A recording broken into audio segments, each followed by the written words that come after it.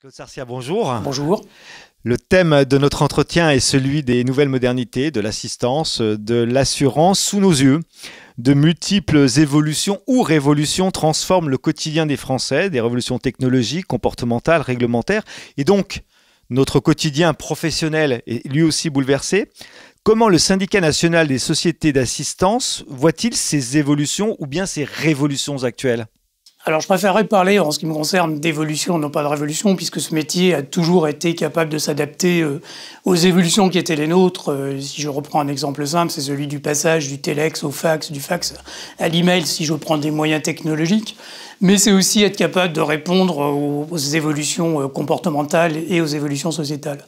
Je crois que la vraie difficulté aujourd'hui, c'est une différenciation générationnelle avec un besoin pour les sociétés d'assistance de pouvoir répondre tant à la demande de quelqu'un qui a 18 ans qu'à la demande de quelqu'un qui a 90 ans, dont les expressions de besoin ne seront pas les mêmes, dont la façon de les exprimer ne seront pas les mêmes. Donc de mettre à disposition des outils différenciants, des outils différenciés, mais qui sont capables d'apporter une réponse sur un service personnalisé, quelle que soit la nature de la demande et quelle que soit l'origine de l'individu. Et je crois que la problématique aujourd'hui, principalement, et nous ne sommes pas les seuls concernés, c'est la rapidité à laquelle les outils évoluent, c'est la rapidité à laquelle les gens souhaitent obtenir une réponse, et c'est surtout des besoins totalement différents. J'en veux pour preuve, si je faisais très café du commerce, ma génération à 18 ans passe le permis de conduire, va acheter une voiture, donc s'assure, et donc est assisté. Un jeune de 18 ans aujourd'hui ne passe pas forcément le permis de conduire, donc ne va pas acheter de voiture, ne va pas s'assurer, ne veut pas être assisté, et donc va plutôt favoriser l'autopartage ou le covoiturage. Et ça veut dire pour nous, en tant qu'assisteurs, de nouveaux outils, de nouveaux moyens à déterminer et à mettre en œuvre pour répondre à ces besoins. Donc une évolution, mais qui était la même que celle qu'on a pu apporter en télématique lorsqu'on a mis en œuvre le système de télématique embarqué dans les véhicules et qu'on est passé sur des outils technologiques aussi différents. Je crois que c'est une capacité forte de ce métier d'avoir su depuis plus de 60 ans bientôt s'adapter aux évolutions technologiques, aux évolutions comportementales. C'est la raison pour laquelle j'aime bien le définir comme un laboratoire social ou sociétal.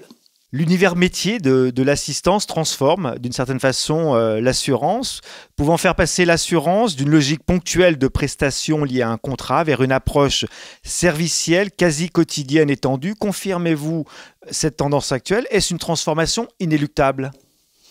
Je pense que c'est une transformation qui s'exerce déjà aussi depuis pas mal d'années, puisque les compagnies d'assurance ont mis en avant. Je rappelle qu'elles sont quand même à l'origine de la création des sociétés d'assistance, qu'elles portent, elles en sont les actionnaires principaux.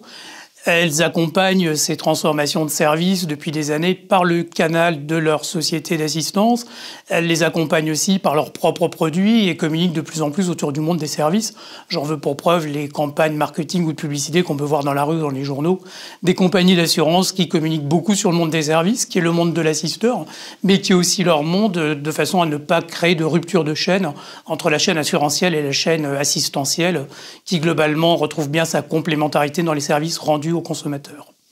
Alors justement, les services liés à l'assistance étaient traditionnellement, excusez-moi du mot, accessoires, un complément serviciel d'un contrat d'assurance.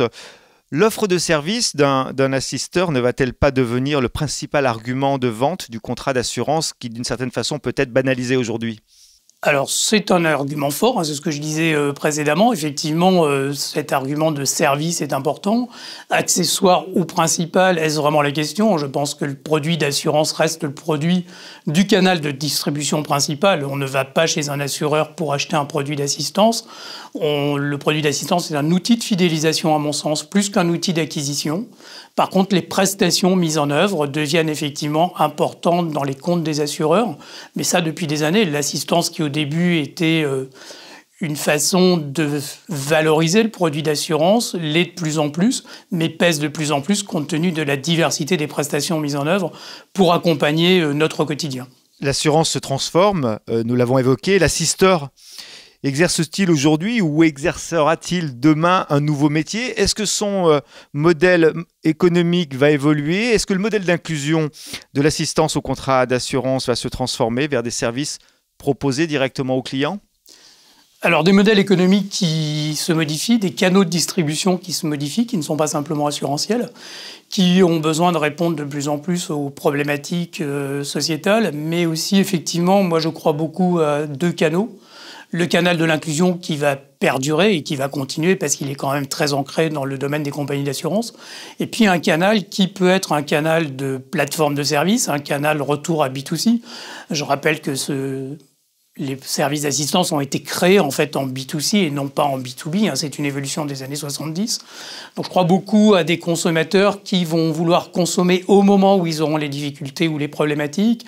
Des jeunes générations qui s'assurent de moins en moins, donc qui sont de plus en plus friandes aussi de services à valeur ajoutée, mais payés au moment où l'incident survient. Et puis un fort développement, ce qui est déjà le cas sur certains métiers, des plateformes de services pour offrir des produits à valeur ajoutée qui ne sont pas forcément dans l'inclusion, mais qui viennent en complémentarité ou en complément de ce qui a été offert par les assureurs. Un socle de base, des produits qui vont évoluer, et puis on prend certains marchés qui les offrent de plus en plus. Je prenais l'exemple du marché marocain dernièrement, où effectivement le Maroc a décidé, pour des questions de coûts très importants, d'offrir la prestation de dépannage remorquage en cas d'accident ou de panne de véhicule, mais de faire payer aux clients les services complémentaires en cas de véhicule de remplacement ou en cas de nuit d'hôtel, estimant que le premier service avait été rendu et qu'il appartenait ensuite au client final de déterminer s'il souhaitait ou non bénéficier de services en complément ou pas de ce que lui offrait l'assureur. Donc un changement effectivement peut-être pas immédiat, mais qui viendra petit à petit, puisque je le rappelle, l'assistance est quand même quelque chose qui pèse très lourd dans le compte des assureurs, qui l'utilisent effectivement en produits marketing, qui l'utilisent en produits de fidélisation, mais est-ce suffisant par rapport à d'autres entrants qui sont d'autres canaux de distribution, qui peuvent être par exemple les utilities ou des compagnies de téléphonie ou d'électricité par exemple. Pour terminer cet entretien sur les modernités, la modernité exprime l'idée qu'une époque se fait d'elle-même dans sa différence avec ce qui la précède. Pour conclure, quels sont, selon vous, Claude Sarcia, les mots-clés qui caractérisent ces nouvelles modernités de l'assistance ? Alors, ces nouvelles modernités, je crois que l'assistance s'inscrit de plus en plus dans une chaîne de valeur qui est celle de... Alors, on va reprendre peut-être un peu des termes d'expérience client, chaîne de valeur des assureurs, de ne pas avoir de rupture, d'avoir cet accompagnement du client tout au long de son parcours de vie. Et donc, je crois d'être au plus près des besoins des consommateurs et pas forcément des assurés. Je crois des consommateurs, que ce soit dans le monde de l'auto, de l'habitation, de la santé, dans le monde des services. Je pense que la signature du mot service sera de plus en plus forte, avec des mécanismes encore financiers ou tarifaires qui restent à déterminer et à trouver. Mais on aura de plus en plus besoin de ce type de réponse à nos besoins au jour le jour des consommateurs que nous sommes ou des assurés que nous sommes. Claude Sarcia, merci. Merci à vous.